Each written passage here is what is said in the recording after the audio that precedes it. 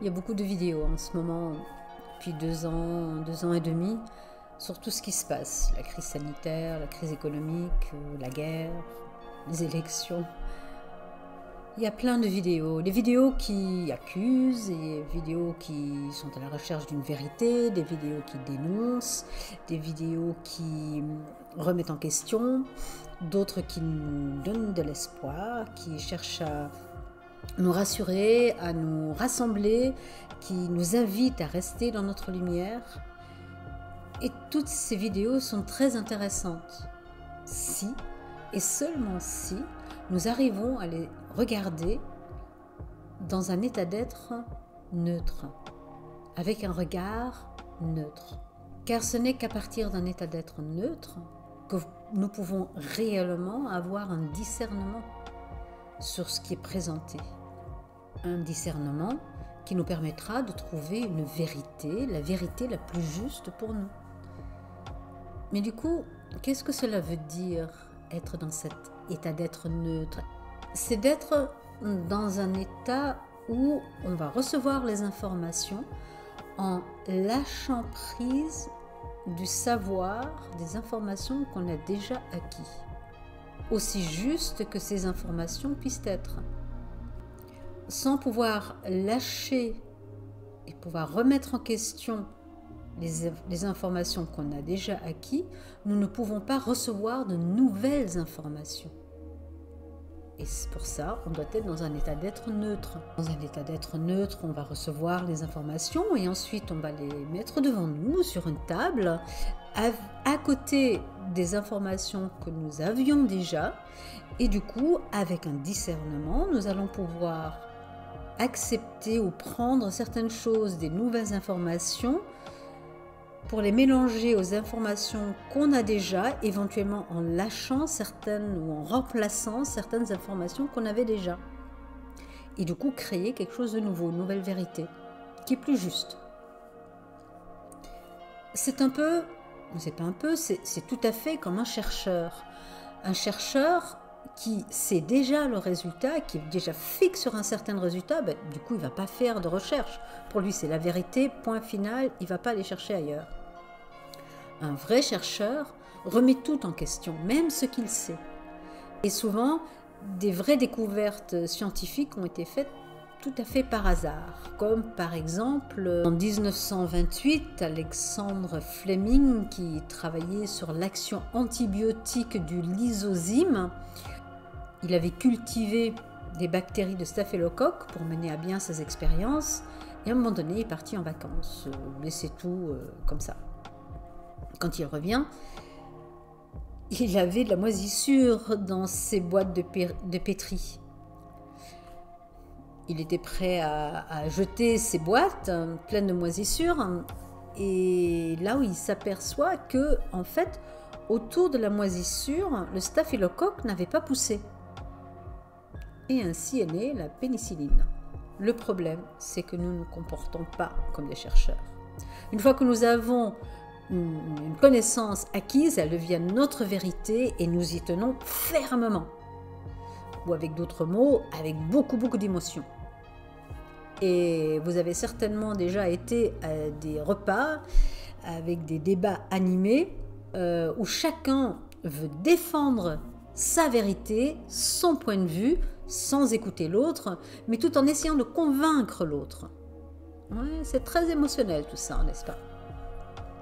Être un chercheur ou être un observateur neutre, c'est lâcher l'émotionnel. Et ainsi, on peut aussi lâcher la vérité du moment. Ça ne veut pas dire qu'on la met à la poubelle. Ça veut dire qu'on la place sur le côté pour pouvoir acquérir une nouvelle information et du coup la comparer avec discernement, pas comparer, avec discernement, voir ce qu'on peut en apprendre et ce qui peut venir remplacer ce qu'on a déjà acquis ou pas, ou renforcer ce qu'on a déjà acquis. Sans cela, on ne peut pas vraiment évoluer vers quelque chose de plus juste.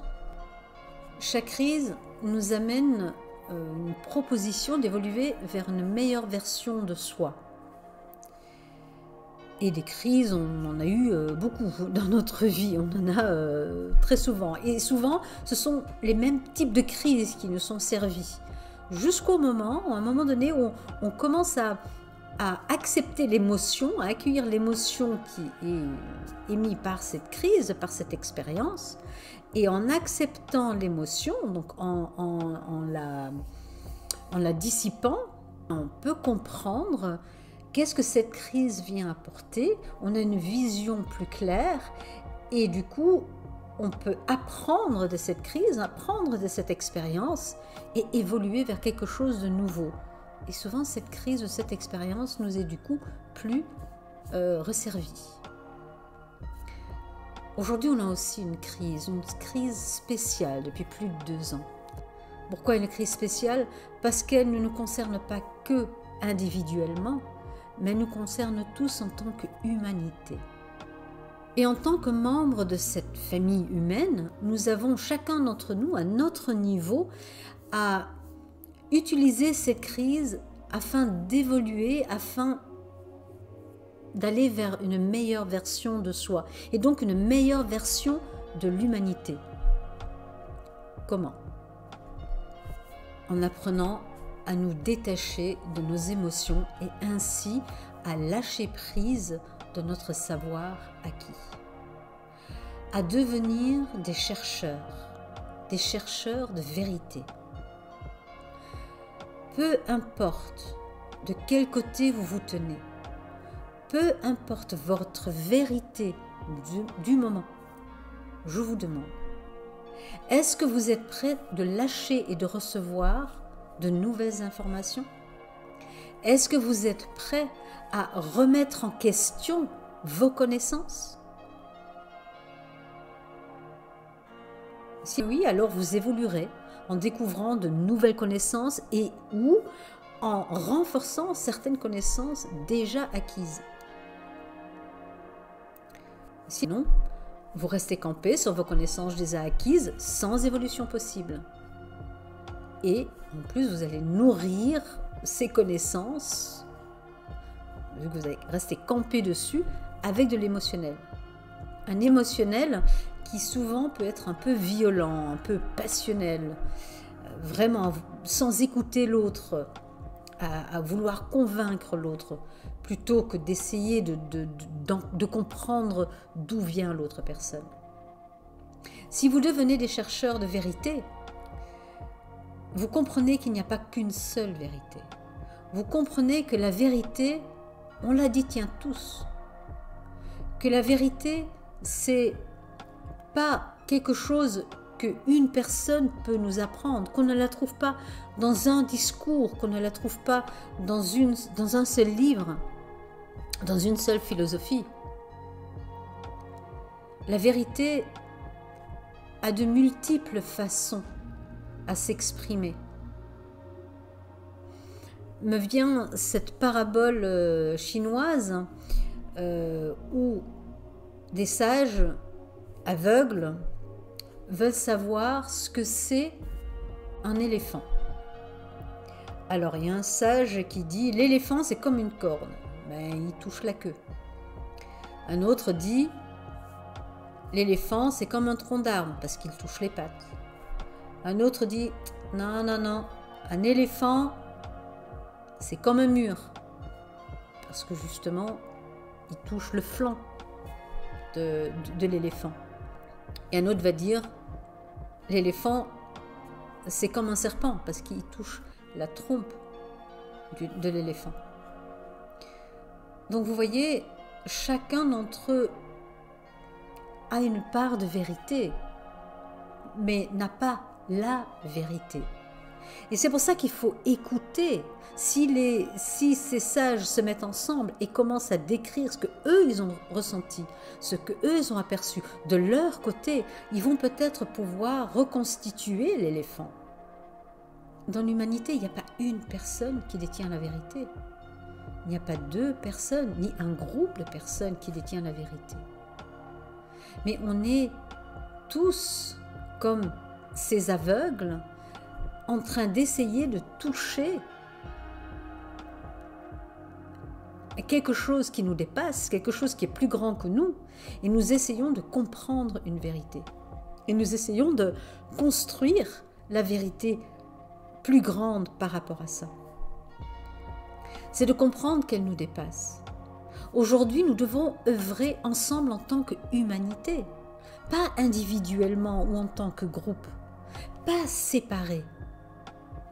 Ce n'est pas ça, être une humanité fraternelle, être la famille humaine. Personne n'a raison et personne n'a tort. Parce que nous avons tous une part de la vérité. Ce n'est qu'en travaillant ensemble que nous pouvons trouver les justes relations, la juste manière, la vérité juste. Ce n'est qu'en étant réellement des chercheurs de vérité que nous pouvons commencer à la trouver, à la toucher, ensemble, pas séparément. Chaque culture a une part de vérité. Si la culture ne s'ouvre pas à une autre culture, elle n'a qu'une part de la vérité.